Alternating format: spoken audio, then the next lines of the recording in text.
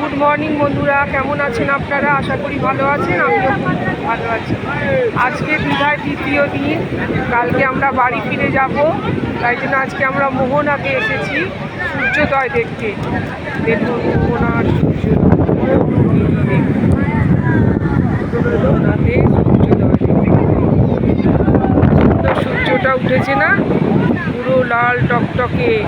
আর ওই দেখুন জাহাজটা আসছে, ট্রলার আসছে মাছের জন্য। আর লোক দেখবেন, প্রচুর লোক দাঁড়িয়ে আছে। এই দেখুন প্রচুর লোক ভিড় করছে লোককে, প্রচুর লোক এসেছে।